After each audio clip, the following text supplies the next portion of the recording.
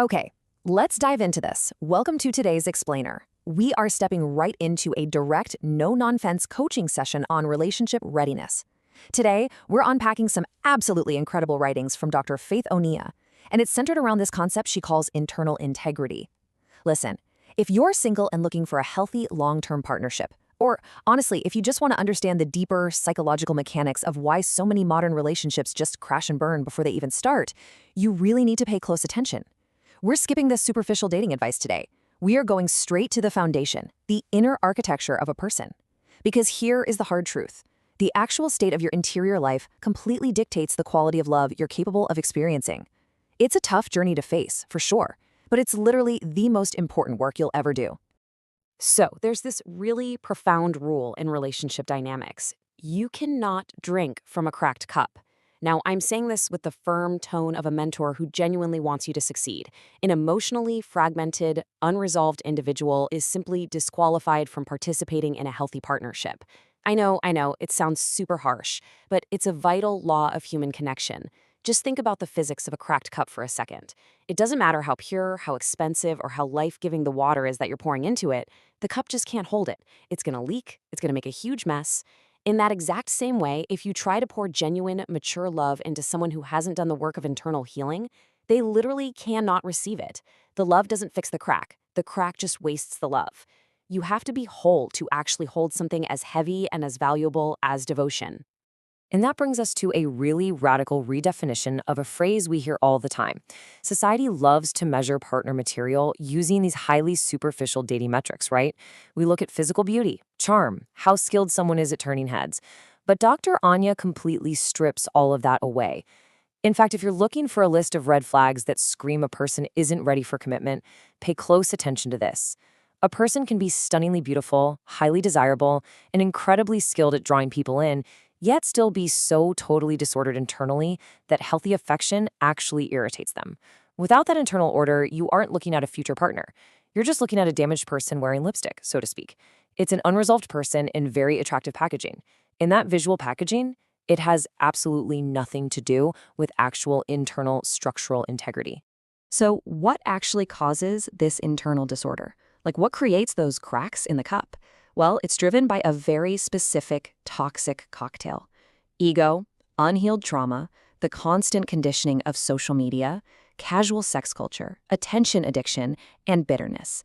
These aren't just trendy buzzwords, they're active architects of chaos in your mind. Think about it. When a person's inner life is shaped by the constant validation seeking we see on social media, or the emotional detachment of hookup culture, or, the deep unaddressed wounds of past trauma, their baseline for reality becomes completely warped. They get addicted to these high-drama, low-commitment interactions. And when those forces rule the interior, the individual totally loses the capacity for genuine connection. Their entire emotional system becomes wired for quick hits of attention rather than the slow, steady build of a committed partnership. And this brilliantly illustrates the tragic consequence of that disordered interior. To a healed person, healthy affection means tenderness, respect, warmth, devotion. But to an unhealed inner world, those exact same traits are viewed through a totally distorted lens. Because these healthy traits are basically complete strangers to them, the unhealed person completely misinterprets them. Tenderness registers to them as weakness. Respect? It just feels insincere. Warmth is viewed with extreme suspicion, kind of read as a shallow performance or some desperate attempt at validation seeking. And genuine devotion? They literally just think it sounds corny. This is exactly why unresolved trauma is so incredibly dangerous in dating. It causes people to view healthy, safe affection as a literal threat simply because they only know how to observe peace from the outside. They have absolutely no idea how to actually live inside it. Which leads to one of the absolute most profound insights from our source material today. Good relationships expose what individuals do not yet know how to build. Have you ever wondered why some people seem to just actively self-sabotage when they finally meet a genuinely good person? Well, the text explains that damaged individuals often don't actually hate bad partners. What they truly hate are good relationships. Why?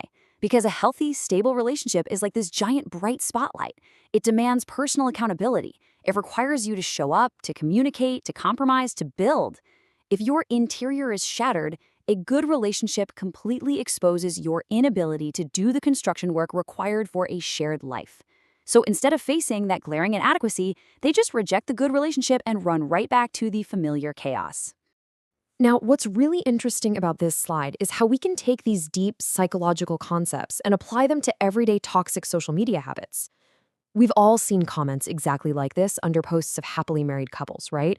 Can your wife fight? Or, hey, can I borrow him? Online culture so often brushes this off as harmless casual flirting or just a funny joke. But Dr. Anya is crystal clear here. This is a massive red flag. This normalized, flippant online behavior, it isn't cute. It actively damages the trust and respect required for any future partnership. If you're trying to evaluate someone's character, you need to pay very close attention to how they interact with boundaries on a public stage. Let's completely reframe that behavior for a second. The text warns us not to just laugh this off as playful boundarylessness. It's actually a severe character defect that signals a profound lack of internal integrity. When a person leaves those kinds of comments, the ugly truth behind it is driven by appetite, competition, intrusion, and ego. Now, obviously, we can have compassion for the deep insecurity and emptiness driving that behavior, but as a potential partner, you absolutely must recognize it for what it is. It's an insatiable need for validation, even if it means stepping all over someone else's sacred commitment to get it. They aren't making a joke, they're broadcasting their internal emptiness. It shows an ego that's so fragile, it constantly needs to test if it can disrupt established peace. And honestly, that is the exact opposite of the emotional maturity required to maintain a secure, trusting relationship. Because respecting existing marriage structures is basically the ultimate test of personal character. Just consider the contrast here. When an individual of true character sees someone inside a structure of commitment, like marriage, loyalty, or family, their immediate instinct is to honor that boundary. They deeply, deeply respect the structure. But conversely, the unhealed social media interloper views that exact same structure as a challenge. They look at it purely through the lens of appetite and competition. It's all just a game to them. So the key takeaway here is pretty simple. Someone who does not honor the structure of loyalty in other people's lives is entirely incapable of building a stable structure of loyalty in their own. Let's move to and see how this builds. This uncompromising roadmap shows us exactly how to move forward, and it's a vital call to clarity. You simply cannot skip steps here. Step 1 is acknowledging that unresolved hunger and validation seeking. Step 2 is actively pursuing the deep internal healing required to actually fix that cracked cup. Step 3 is building internal integrity and setting real emotional boundaries. And hey, you can start building this today with 3 simple daily habits. First, practice celebrating others' relationships online without making it about you. Second, intentionally limit your time in comment sections that promote casual toxicity. And third, validate yourself offline every single day so you stop hunting for it on a screen. It's only after doing this profound work, at step 4, that you are truly ready to seek lasting love. The source makes it emphatically clear. Internal healing must precede the search for a committed relationship. We'll end our explainer today with a really critical self-reflection exercise straight from Dr. Anya's text. I want you to ask yourself this honestly.